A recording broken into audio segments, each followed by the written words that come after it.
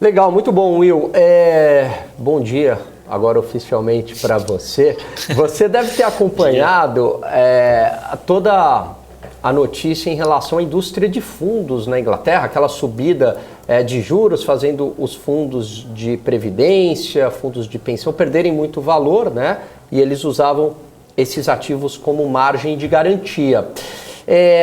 Você que está na linha de frente aí, isso trouxe alguma preocupação para o mercado americano? Quer dizer, com uma subida de juros nos Estados Unidos, os fundos, principalmente esses fundos de renda fixa e títulos de renda fixa, acabam perdendo valor, né? Isso poderia também trazer esse tipo de problema para os Estados Unidos e aí justificar uma interferência do Banco Central, mesmo que pontual, colocando dinheiro no mercado, como ocorreu na Inglaterra? Não, Gary, me parece assim um pouco cenários diferentes, tá? Falando um pouco da Inglaterra, morei lá, enfim, tenho algum conhecimento.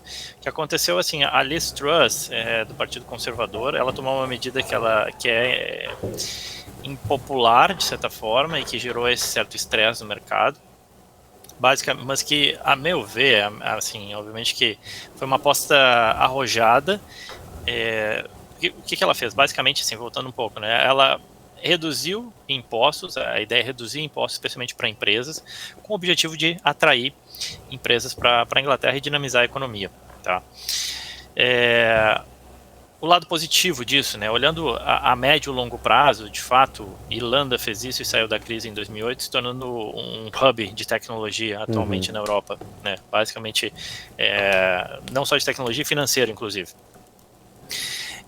E a saída do Brexit que propiciou, né? O Brexit que propiciou um pouco a Inglaterra fazer isso, né? Porque até então você tinha que conversar, digamos assim, com Bruxelas e tudo mais.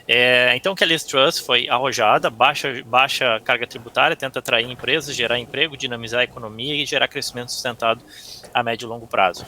Legal, especialmente se a economia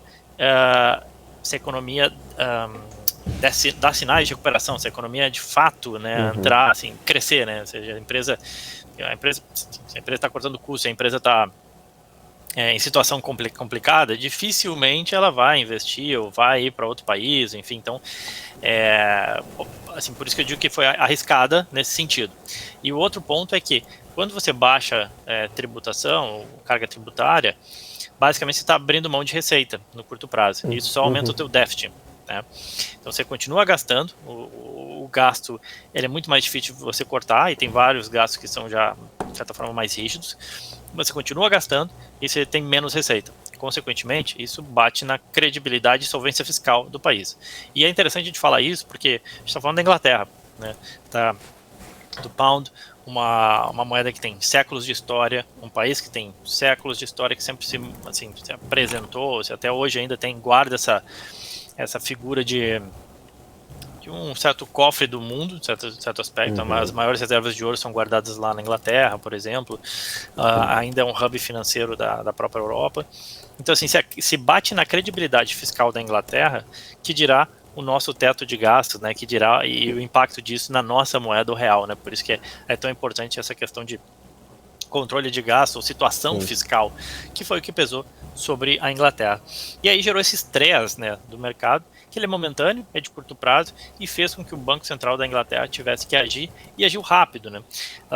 O que existe ainda de especulação é que talvez o Banco Central inglês vai ter que elevar extraordinariamente os juros antes da reunião de novembro, teria que aumentar até para acalmar um pouco mais o mercado, controlar um pouco o mercado.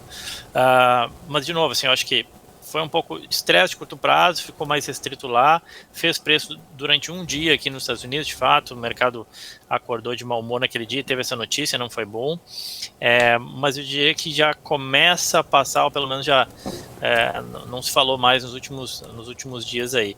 E pensando a médio prazo, eu acho que assim, para a Inglaterra tende a ser sim positivo, tende a gerar crescimento econômico, dinamizar a economia inglesa e mostra que eles têm algo que a União Europeia não tem, que é a agilidade e dinamicidade para fazer esse tipo de coisa, né? Então eu acho que até para mostra um pouco a vantagem do Brexit nesse sentido, né? E pensando também o seguinte, né? Óbvio que não é bom o inglês fica mais pobre internacionalmente, a libra se desvalorizou, mas a competitividade da indústria e das empresas inglesas aumenta à medida que o produto dela ficou mais baixo, né? Então, para quem exporta, esse câmbio mais desvalorizado está sendo bom, e isso acaba ajudando a contrabalancear um pouco esse impacto negativo de curto prazo.